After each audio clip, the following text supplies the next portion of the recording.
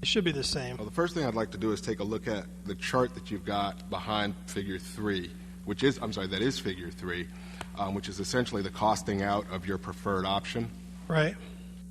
Can you walk me through that to tell me which of these components are particular to a turf field? Starting at the top, obviously the first one. Well, yeah, the first column there, or the first 7 or 8 items under synthetic turf field, that is the synthetic turf field. Okay, well, each field consists of an under drainage system. What you do is you. Can I rephrase the question before you do that?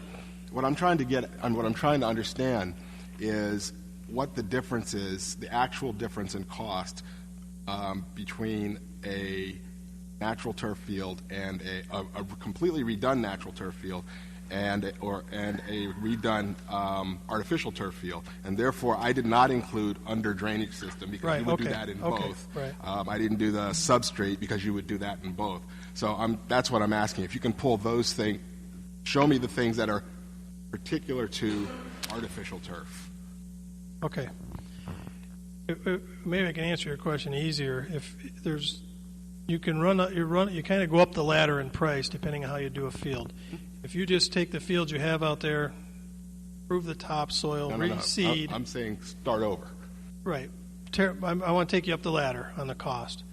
If you just tear up what's there, regrade it, amend the existing topsoil, spread it back out, and seed it, you're probably looking at $3 to $4 a square foot over that 150,000 square feet. So maybe you're at 450,000 somewhere in there to do that 150,000 square foot area. That's not going to give us the best natural turf field. No. Then the next thing you do is you add irrigation to that, and maybe that's worth another 60,000. Then you start getting into the sand-based irrigated, which is about $7, $6 a square foot, 5 and 7 depending. And so now you're getting up to, up maybe 700, 800,000 to do that whole area with a sand-based irrigated. You're starting to get fairly close to the cost of the synthetics now. And then the synthetic cost is up at that 7 to 8 to 9, depending on how much site work is involved and how many amenities. But why don't those numbers match the ones that you have on that board? Well, these numbers are natural turf field installed 450 to 675. That's what we talked about for just essentially a topsoil field. Synthetic turf field, the $1 million to $1,350,000. So I think they do match. Really. Okay, so that's the we didn't have the other two levels in there that we talked about. Okay, but the natural turf is the one that you got on the top there. That's the one with irrigation, substrate, etc., or no? That would be an amended topsoil irrigated field, but not the sand-based irrigated. But not the sand-based. The sand-based you said would be what?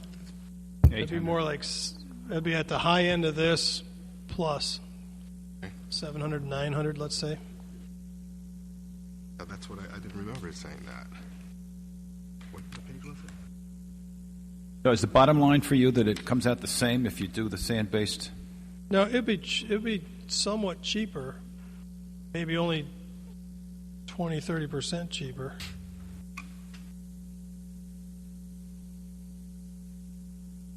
And then, of course, the cost per hours or usage is dramatically different. Yeah, the cost, that's just a different way of looking at it, right? Right.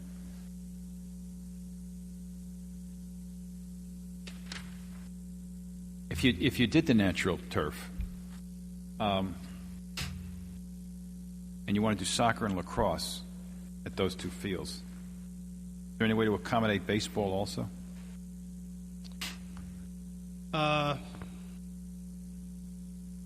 Well, that's what's accommodated there now. If we did natural turf, that was your question? Yeah. Yeah. But then you've got to deal with the infield, the third infield. You would have the same overlay issues. If you had conventional natural turf baseball fields with the skinned infield areas, and you did overlay fields like we show on here, then obviously you're playing a good part of your game on the dirt. Unless you did cutouts around the bases, which is... And then you'd have less dirt, yeah. Is your plan for the baseball, what do you call it, the cover, a word for it? The skin infields? No, when you put it over, the overlay. Oh, the overlay, yeah. When you do the baseball overlay, does your plan include, contemplate cutouts for the bases or not? No, and let me talk about that. What we recommended, and the reason we recommended it, the usage for baseball has typically been youth softball and little league, Cal Ripken level softball and baseball, and even that apparently it's mainly been a practice site, and they play a lot of their games elsewhere. So our recommendation was that this remains, the main focus is for the rectangle sports. Baseball would be kind of secondary rather than the opposite. So this would be primarily for practice for baseball. Well, they'll play games on that up to a certain age, especially for softball and for the kids and t-ball and coach pitch and so on. But you're not going to get a little league tournament in there without a true mound and a true home plate that's cut out and so on. In this immediate area, what other towns or school districts you know of have installed turf fields? Could you speak about that, to your knowledge, and what their experience has been with this? Yeah, I don't know a lot of the local high schools. I know there's an awful lot of synthetic in the area now. We've been, more kind of regional with our work. William Patterson and Branchbrook and West Point and down in Moorestown, near Philadelphia, not Morristown.